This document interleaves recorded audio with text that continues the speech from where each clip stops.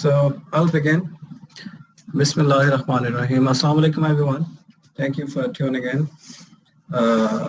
Today I'll be presenting my short venture into the rice milling business in Pakistan. And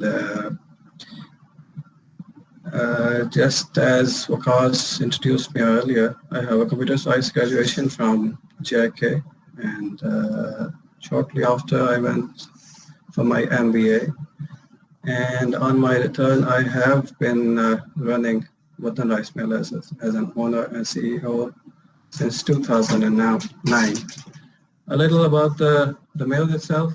It's a small rice mill with employees ranging from 25 to 75. The number varies because it's a seasonal business. At the peak of the season, there are 75 people, and otherwise only 25 people work with me. I have customers in all leading cities of Pakistan, and the mill is a modern rice mill. It is capable of producing all types of rice that are currently in production.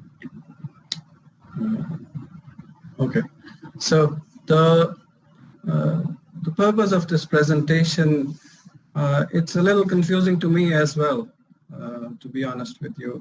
In the beginning, I was supposed to talk about the lessons learned by turning around a rice mill.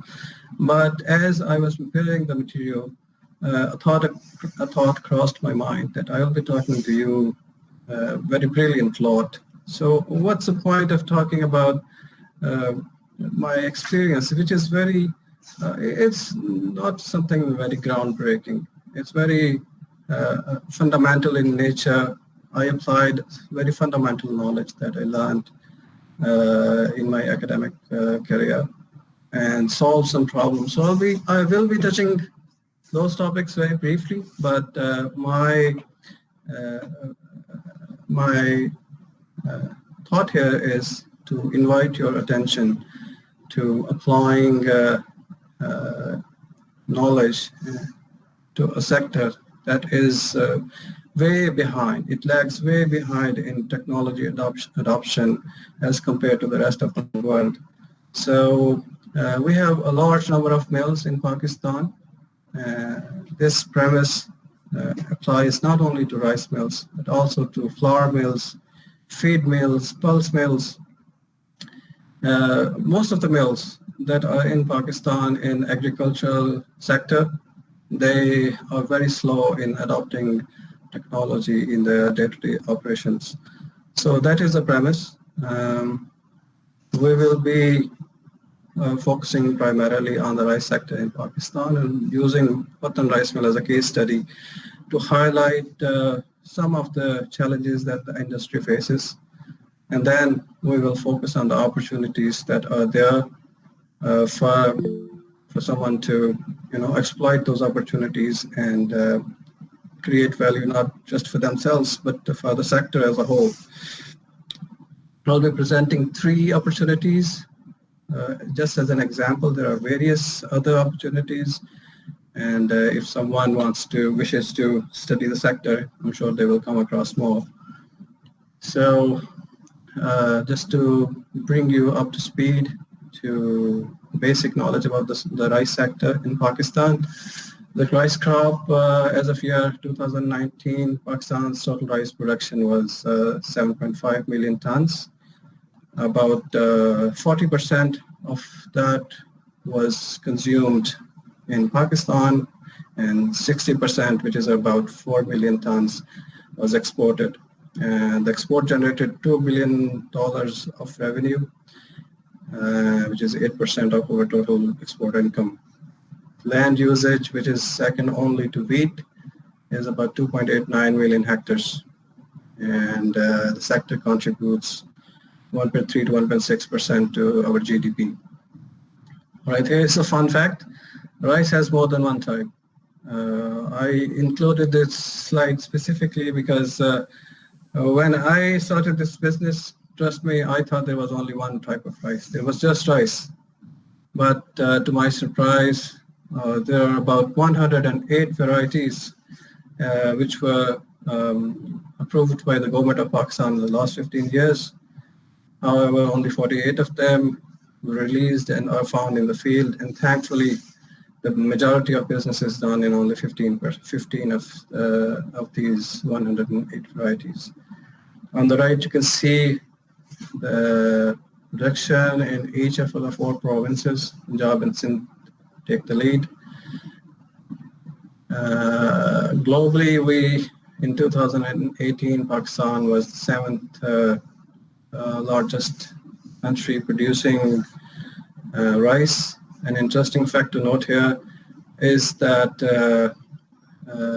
except Thailand and Pakistan, almost all of the other countries consume whatever they produce, so they don't have very much left for export. The ratio of production and sales, Pakistan here lags behind the global average of 4.7 tons per hectare production. We have only reached 2.56 tons per hectare. The work is being done in this sector in collaboration with China. The nature of sales in domestic market is mostly loose rice. There's an absence of brands. Most of the sales were done as a generic rice. Export is not very much different. We export mostly to Middle East, where the rice is repackaged and rebranded and then sent to other countries. About 5,000 rice mills in Pakistan. I'm sorry guys, this is not a very accurate figure. I tried to find out the exact number, but unfortunately I couldn't find. However, I am sure there are 800 members that are registered with REAP, which is short for Rice Exporter Association of Pakistan. Most of these rice mills, as I mentioned earlier, are still using very archaic technology, very basic technology. So I'll be sharing with you my personal experience of running a rice mill. Just a brief intro. I'm not going to go into very detail here. What it takes to set up a rice mill, a basic rice mill requires 4 acres of land. About 100 million is needed as a fixed cost to acquire land and machinery and building, whereas another 100 million is needed for the day-to-day operations of the rice mill.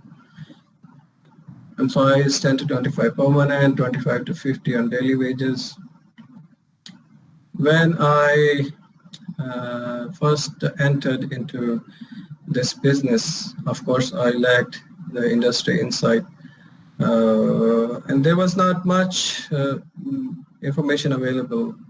There were not many information sources. Just to give you an example, at that time, I approached Rice Research Institute in Kuala Lumpur, and also sent emails to Agriculture University of Faisalabad. Didn't receive very encouraging answers. In fact, I personally went to Kuala Lumpur and asked them for information, and they were not really helpful. Probably they did not have that information with them. Secondly, rice is a commodity. When I say commodity, it means my rice is as good as rice of another person. It's just rice. And selling a commodity is really difficult when you compete against established businesses who already have established their networks. And second, and lastly, the competition is really fierce in this sector. The main reason is it's a seasonal business. The crop arrives about in the 4th quarter of a year, and everyone wants to grab that crop. So when the crop arrives, suddenly there are a lot of buyers. So the competition is tough, and that was something that I had to work around. In the very beginning, I had to take a bank loan, and the terms were not very favorable. It was very costly. In fact, most of my margin was going to the bank, and the nature of business being seasonal, half of the year I was working, and the other half I had people without work. So that was another area of concern. Rice being a commodity, the only way you can make sales is through either you sell cheap or you sell on credit.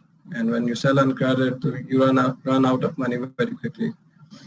And lastly, as I mentioned, I have always been of the idea that technology is very important for the success of a business, and you need to keep pace with the changes in technology to compete. I was not able to find people who had modern technology available for to be used in the rice industry. So that was another area of concern.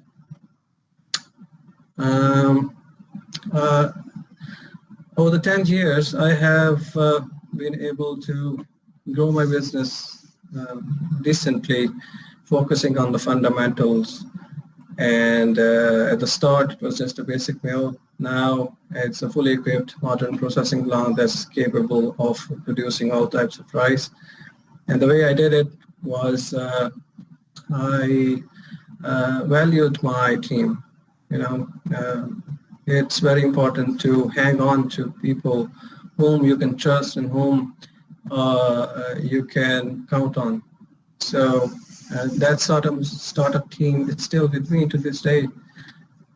Secondly, I was able to partner with Beulah. It's a Swiss company, a 150 years old company, and I approached them in the very beginning, and they were surprised. In fact, they were surprised to have received an email from a small rice mill. So I was fortunate enough to have found them, and with them, it was very. I was able to achieve quality at a reasonable price. And lastly, I focused on building partnerships with customers, partnerships with my suppliers, partnerships with my employees. These partnerships have helped me a lot. They have enabled me to compete with people who have been in this business for a very long time. And this being a commodity-based business, economies of scale do play a big part. And I have been able to compete against other big mills just because I have built these partnerships. So that was a brief summary of what I have done in the last 10 years. I'll take you to a tour of a rice mill. Just a small disclaimer there. Not all the images shown are of a rice mill. Here is a satellite image of an area which is being used to dry paddy. Paddy is rough rice which is freshly harvested. You have to dry it to reduce its moisture content before it can be milled into rice. So the way they do it is they spread into these grounds and then let it dry in sunshine. This is the same picture but at a much lower elevation. Here is an alternative to the sun drying method. This is a mechanical drying unit. It also enables a rice mill for parboiling and pre-steaming rice. Those are different types of rice you might have seen in your local supermarket. Rice comes in mainly three types. white rice, parboiled rice, and pre-steamed rice. This unit enables a mill to produce all three types. Here is a biofuel boiler which generates steam, and that steam is used in parboiling and pre-steaming rice. Boilers in rice mills mostly run off of biofuel in the form of husk, outer shell of a rice grain. The inside of rice mill, these machines polish rice to improve its whiteness. Whiteness is directly linked to how a rice is cooked. So it is fairly desirable to make white rice. Another area inside a rice mill is a color sorting machine. This basically what it does is inspects each grain of rice. In fact, 50,000 grains of rice are inspected every second, and it looks for these defects in rice grains. If there's a discolored grain, or if there's a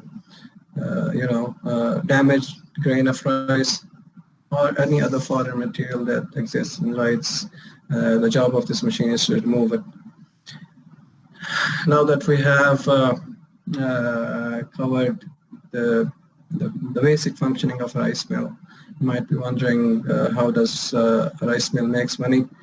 Well, it's fairly obvious. You buy paddy and then you convert it into rice and then sell it.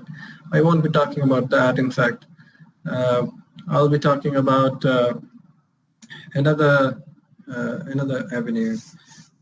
You might be surprised, or you might not know, that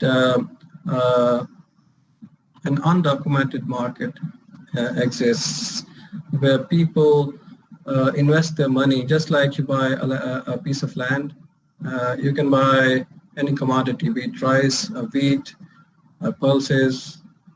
In grain markets, you go to a grain market, you approach a miller, or you approach a trader, and then you can buy a commodity of your choosing.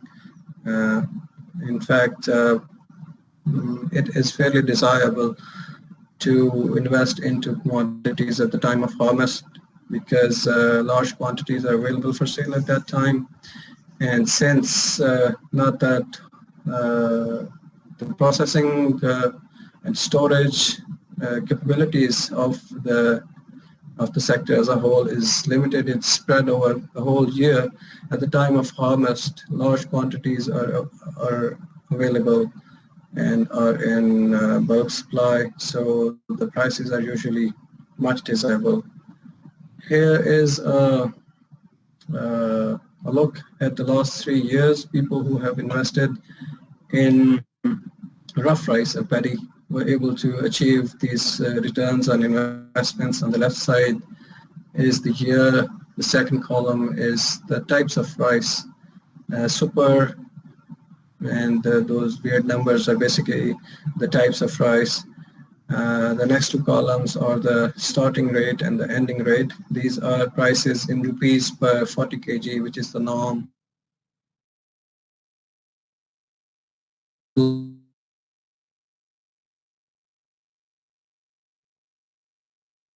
Incurred and the weight loss. So this is these are fairly reasonable, decent returns, considering the fact that these were achieved in around 7-8 months. This is a short-term investment. Here is another table, similar table, but for the finished good, the rice, returns exactly the same layout. You can take a look at that in your free time. All right, so where are the opportunities? Opportunities, I'll be presenting 3 cases. In these 10 years, I was not approached once by someone who could offer me to make my process smart, make my mill smart, There were people who would approach me and tell me, okay, we'll give you this machine, which were mostly mechanical in nature. But not one person approached me in all these years and told me that he could make my rice mill smart. When I say smart, I mean these are fairly basic things in nature. But as I said in the beginning, rice mills are working with very old age technology, and it's like driving a car without your speedometer, or walking with your eyes turned, with your eyes shut. So we are actually, the industry as a whole has no sense of smartness in their operations. Most of them are just maintaining their quality visually, or they depend on their operators. They don't have any access to any parameters. Here are some of the examples. As I was talking a little back, the quality of rice is directly dependent on its whiteness. How white a rice is, it matters a lot, because it determines the cooking qualities of rice, it determines the price that it's going to fetch, and it also determines how costly it's going to be for the rice mill to produce. So having the ability to know the degree of whiteness that your machines are producing is a huge benefit, and we don't have that. Similarly, these are very basic things such as VFD or inverters.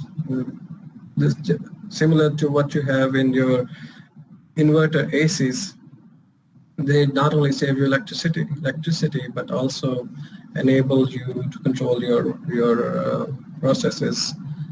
They can be implemented in the industry as a whole. So there are a lot of opportunities in this area, and these are not very hard to implement.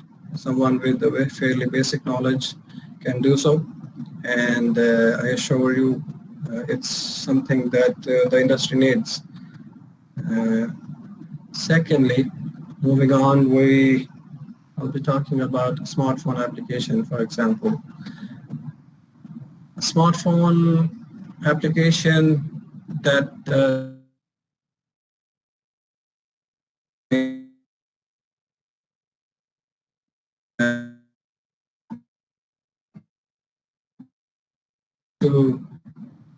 similar to this, where it tells you the length and width of each grain of rice that is in that sample, and from that you can determine how many whole grains of rice are there and how many are short and how many are broken. And from this, if you have this information, you can make decisions about whether or not to buy sample A versus sample B. So this is something that is available in industry, but not as a smartphone app. Instead, you put your grains of rice on a flatbed scanner, and then the computer does the rest of the work. It's from what I learned back in my graduation days. It's not something very hard. Someone with a basic knowledge of digital image processing techniques can do it fairly quickly. But thirdly, this is something that I think can really revolutionize the industry, or can open up new avenues of businesses, is the ability to artificially identify rice varieties. As I mentioned earlier, there are a lot of rice varieties. Here is a glimpse of 4 of them. As you can see, they are different shapes and sizes. On the left side is a snapshot of the rice market in Karachi on 7th of July. As you can see, the prices range from 60 rupees per kg to 130 rupees per kg.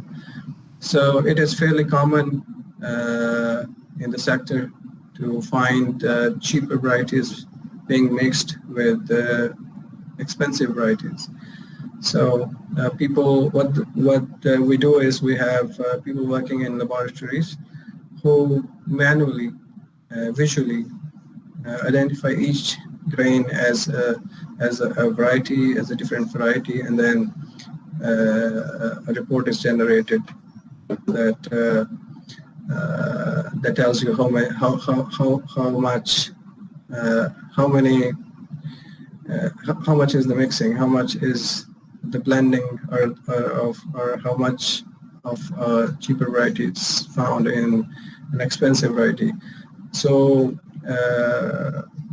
in literature, I have found some people working on it, but I haven't been able to find a commercial application or a commercial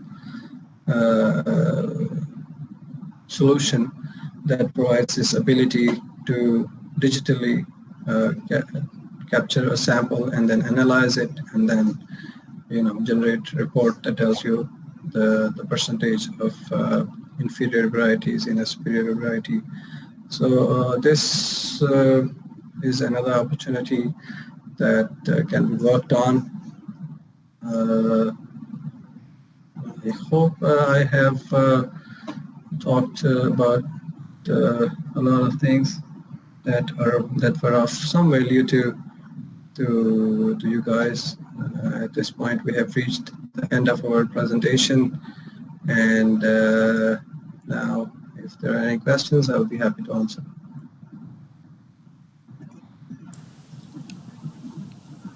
Okay, thank you very much, Aamir. It was a very insightful presentation, and we did learn a lot about how you actually come up with this strange idea, seemingly strange idea. There are a lot of questions.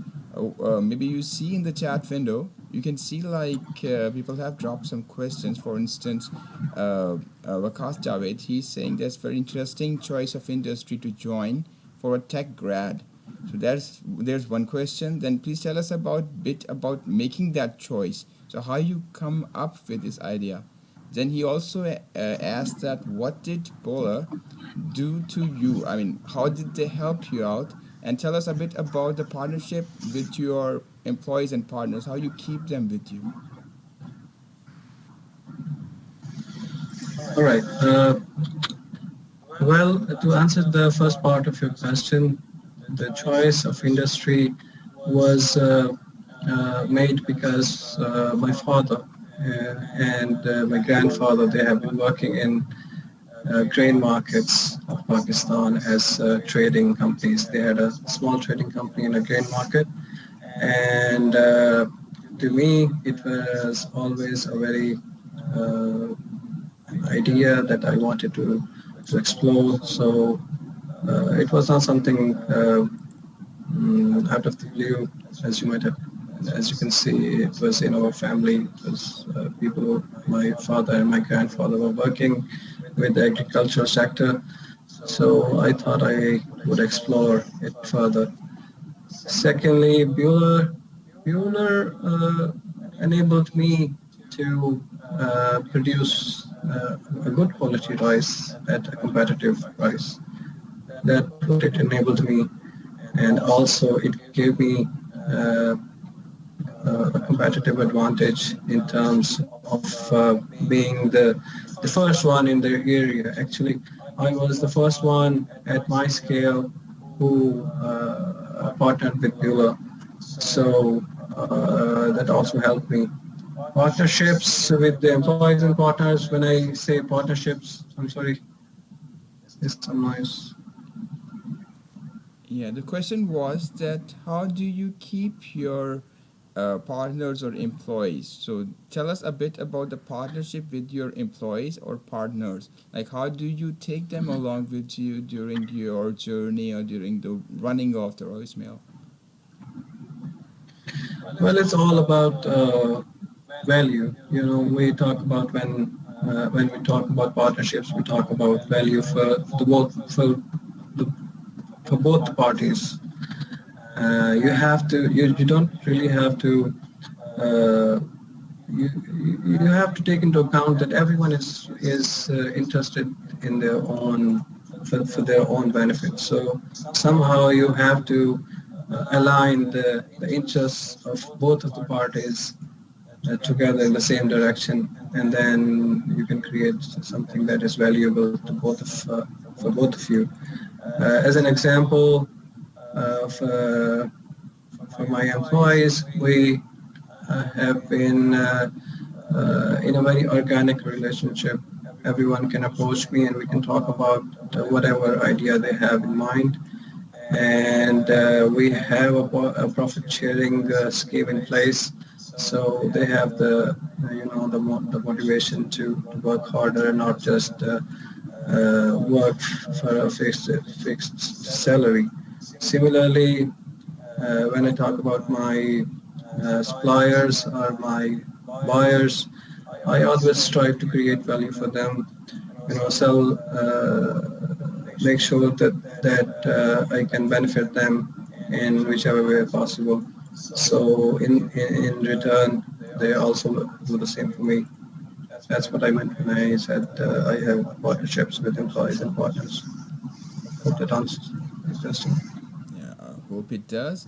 And then Faisal Chaudhary, he asked, like, I have heard of a farmer in a water abundant area in Sindh who is able to plant two rice crops in a season. Do you have any info about that? It's more about farming, I guess.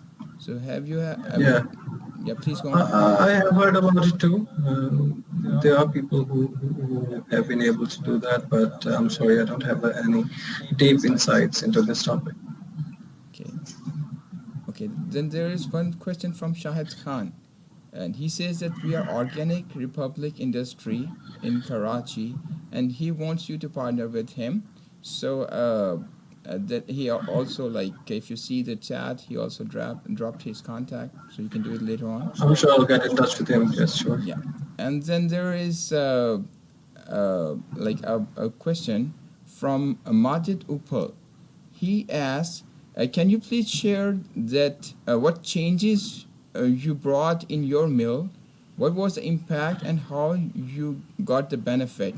So you started from a small mill. So how actually Bowler helped you out? How you actually implemented the changes? What was the idea?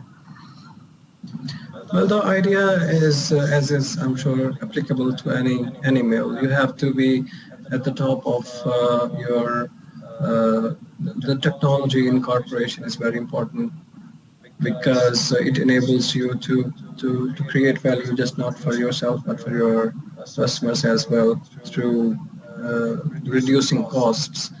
So the first changes that I made were mostly technological in nature. I replaced the machinery. In fact, you might be surprised though the machinery that I had at the time of my joining and the machinery that I replaced it with, the price difference was almost 10 times, if not more.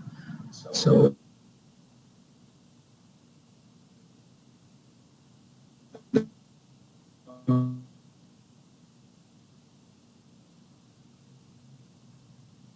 to invest into a good infrastructure. Okay. Next question is from Vakar Nair. He asks, have you considered vertical integration going into farming and applying new methods? Probably he's asking for something related with what Jahangir Yeah. Tareen is doing. Yeah, agriculture. Yeah, in the beginning, I was interested. In fact, I did some research. I talked to the farmers in my locality. I encouraged them to use drip farming as well as some other methods that I read about in those days, but they were reluctant. And myself, I was not really interested in actually doing it myself. Didn't see much value. Okay. Uh, some other questions, I mean, they are more about how they can invest in the idea. So we can have a separate WhatsApp group about it. and we can, I mean, they can ask more questions, and they can directly connect to you, and you can reply to them. Sure. So, Sure. there's another question from Soban Jalil. He asks, "What are the strategic goals and visions for your company in coming years?" Interesting. Well, this is a very good question. My goal right now is to diverse into one of these ideas that I presented. I want to now that I have a reasonable, stable source of income, I want to venture into something that is beyond my comfort zone, and implementation of technology is one of them. I have the background, I have the know-how, but and I have the funds too. So I'll be looking to hear from someone who is interested in one of these ideas and actually implementing it. Okay, there was another question from Hassan Basharat. Actually, many questions from him.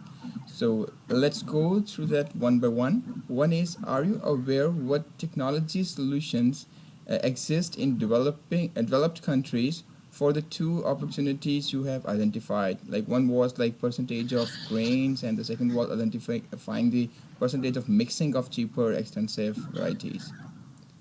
Yeah, Is it yeah. easy to use?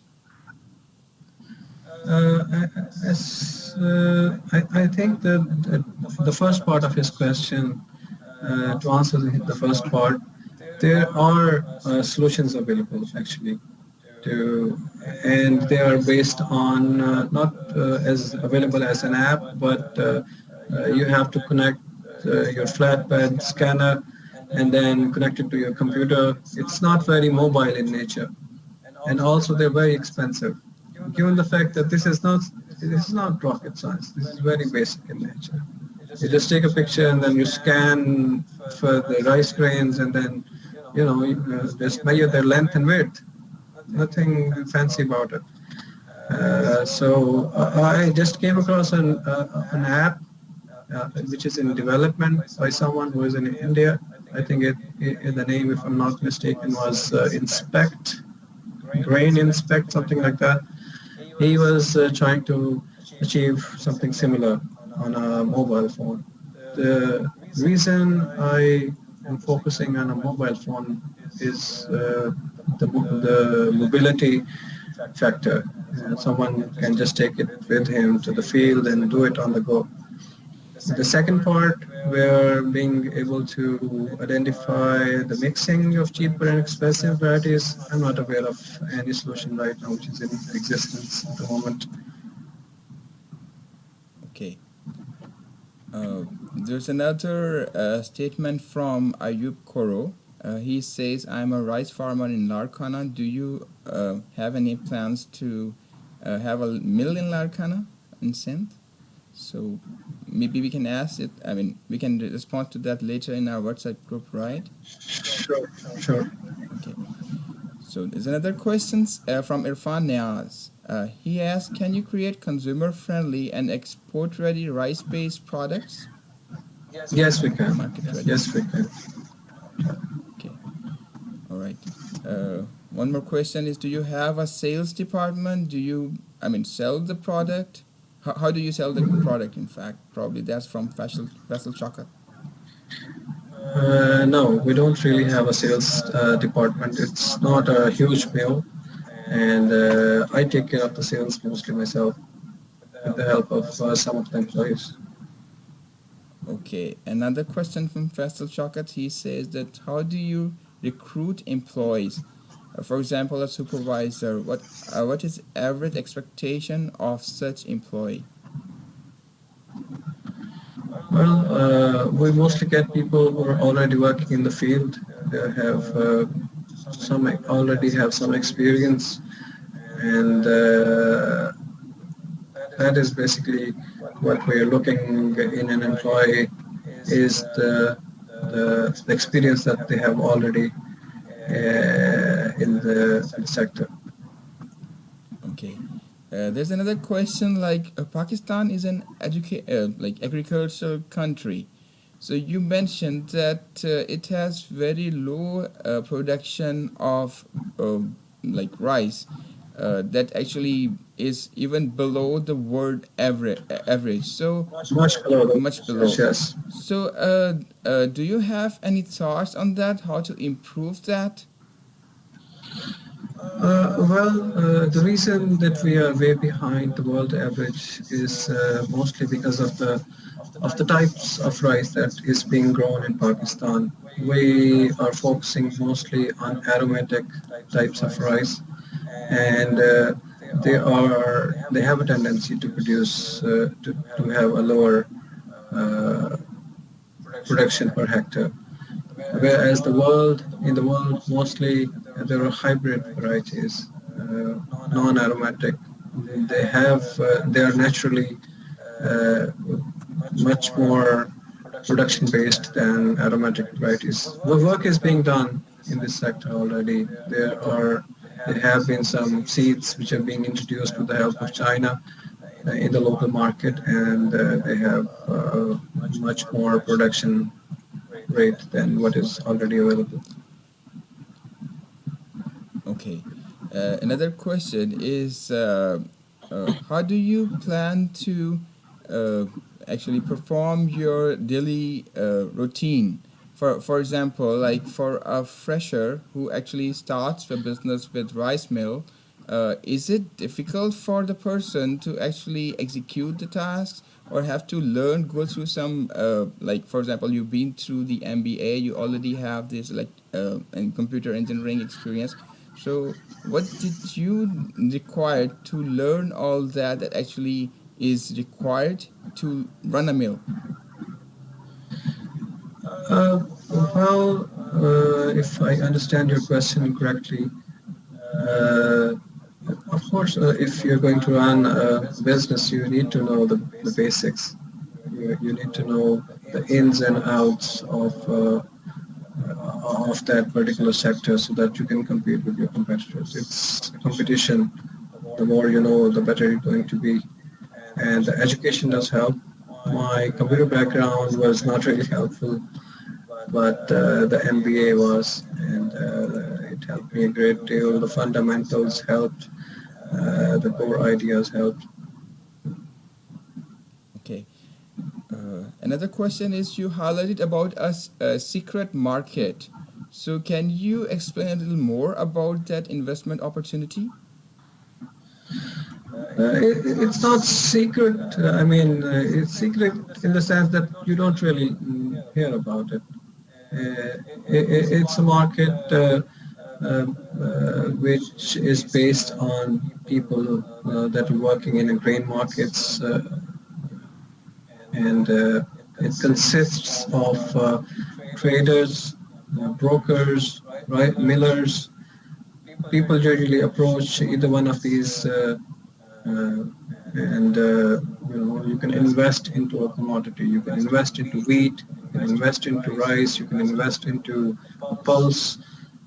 Anything that you think is going to benefit or is going to grow in value in the coming months. So they approach one of these establishments, and then they buy the quality of their of commodity that they think is going to benefit them. Okay. And you also explained about rice separation technology. Can you explain a bit more about that? And you also mentioned about opportunities in there to implement new or upgrade the technology. Can you highlight that? I'm sorry. Could you repeat the question, please? You already have I mean you have some rice, and you can actually distinguish the type of rice using some technology, right? Can you explain that technology or the unit in No, your we can't distinguish the rice varieties right now. There's no variety, no technology. People do it manually. They have years of experience, and they do it visually and through their learned knowledge. There is no technology. There is no app. There is no No such thing, no device that helps you do that. There are some ways which are actually used when you export your rice to other countries. They do a DNA based analysis of your rice to identify, to figure out if there are other varieties mixed. But that is very costly and very time consuming. So to do it, there is no current technology as far as I know. You also mentioned about a mobile app, and what is it for, and what are the opportunities that are required, I mean, that are there in the market?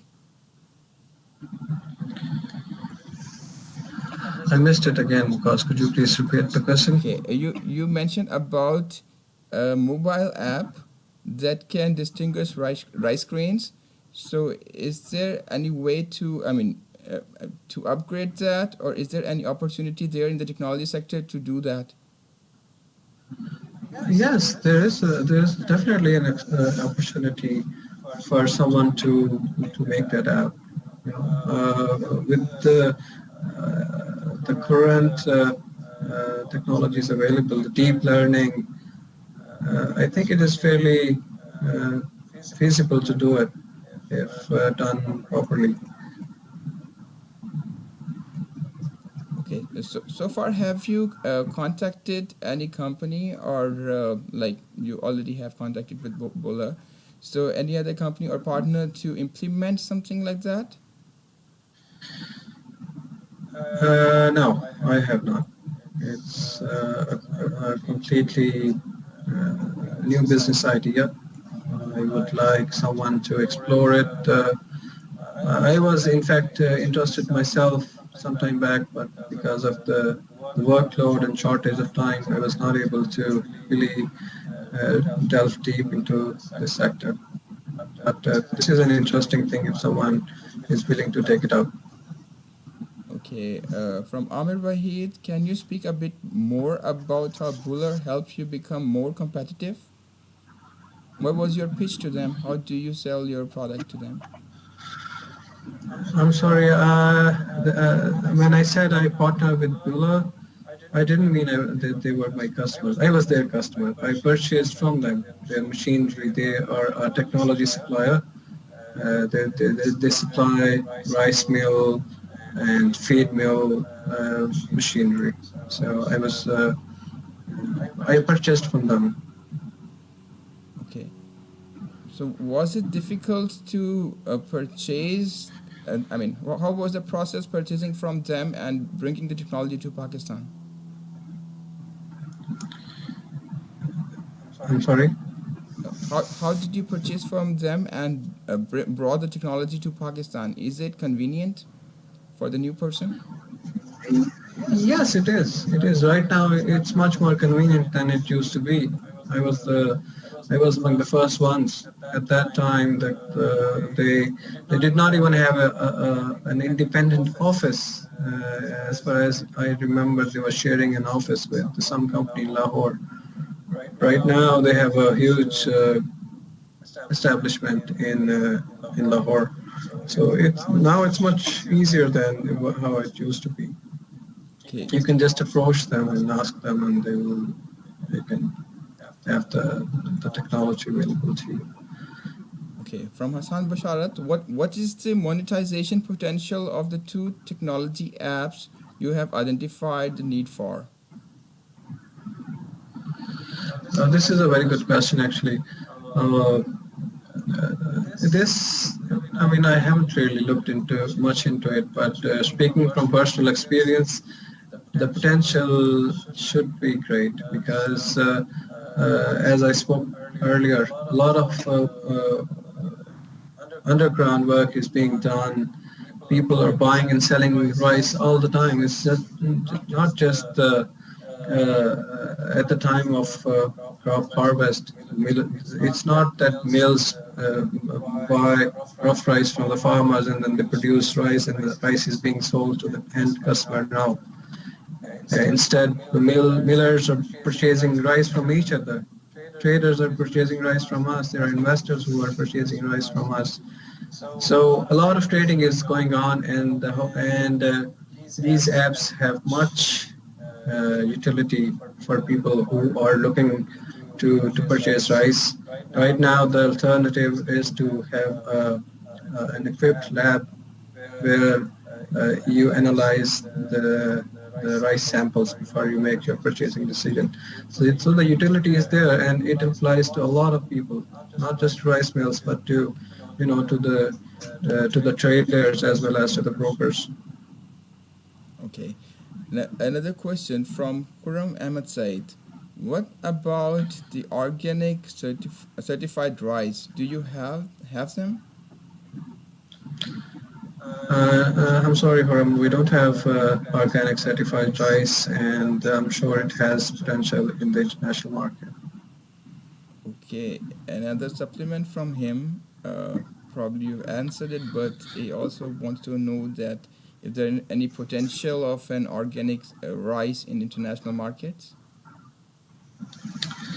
There is a sector that prefers organic produce to the conventional produce, so potential is there, yes. Okay, I think we have the end of questions so far. So if anybody has any question, you can just turn on your mic, unmute your mic, and you can just ask directly from Aamir.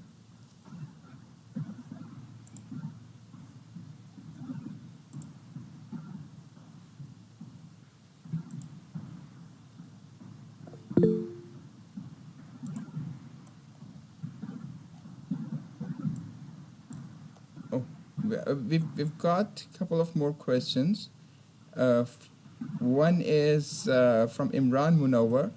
What sort of technology changes are needed to enable the production of processed products such as rice flour or rice noodles? I'm not an expert on that. I'm sorry, Ron. There are separate entities who produce these other products. I'm sorry. I'm not able to answer your question. Okay. I think there are end of questions for this session at the moment. Oh, there's one more question. That's from Irfan Niaz. Do you have UDA, FDA approved rice? There are some middlemen. You use them to export to US. We don't export directly. We use middlemen who have the required approval. Okay. So we have 2 more minutes. Any other questions? If anybody wants to ask, you can just unmute your mic too. Or you can throw it to the chat window.